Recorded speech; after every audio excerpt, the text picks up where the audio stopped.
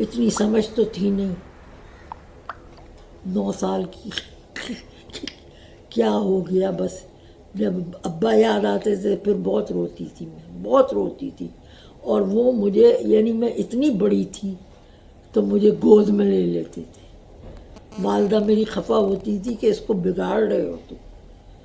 تو میں بہت بگڑی ہوئی تھی، آپ سوچ نہیں سکتے کہ میں کتنی بگڑی ہوئی تھی. انتہائی بگڑی ہوئی، جسے کہتے نا جن بچوں کو دیکھ کے انسان نفرت کرنے لگتا ہے، وہ حال تھا میرا. کہ لوگ گھبراتے تھے کہ اتنی شرارتی، اتنی تیز ترہ پتنگیں اڑاتی تھی کوٹھوں پہ چڑھ چڑھ کے. اور سب منع کرتے تھے کہ بھائی تم مت ایسے کرو، لیکن میں نہیں باز آتی تھی. اور والد نے کبھی نہیں روکا، وہ کہتے تھے نہیں یہ میرا بیٹا ہے، کرنے سے جو کر. تو بہت اپنے ایش کیا، سب کچھ کیا. لیکن والد کے بعد اسی ہفتے میں ایسے ہو گئی کہ مجھ سے بہتر کوئی تھا ہی نہیں. قدرتی طور پہ نا ہر میری شرارت، حرکت سب بدل گئی. اور پھر آج تک وہی عادتیں ہیں اور انہی عادتوں میں چل رہی ہوں. نہ کسی کی برائی، نہ کسی سے کوئی بغض.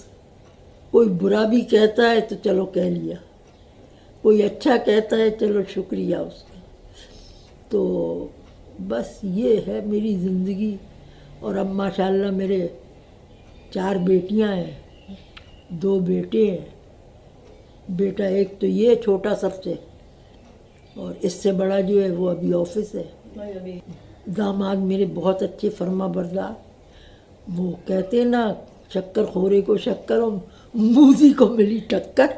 تو میرا حساب وہی ہے کہ جیسے میں اپنے کو رکھتی ہوں تو میرے داماد بھی. 2 میری بہویں یہ آپ کے سامنے ہیں، یہ بھی جسے کہتے ہیں ہتھیلی پہ رکھتے ہیں. اور میں تو بس جہاں بیٹھی رہتی ہوں. بہت لوگ میرے ہی رشتہ دار بہت وہاں ہیں اور ابھی بھی ہیں. خط و کتابت ہوتی تھی تو بڑوں کی ہوتی تھی. اب میرے والد کی بھرتپور میں اس وقت لوگوں کے پاس اتنا نہیں تھا، لیکن میرے والد نے بہت 4 اس میں مرلے میں کوٹھی بنائی تھی اپنے. تو وہ بڑی بات سمجھی جاتی تھی. چھوٹی ریاست تھی، ہاں 4 کنال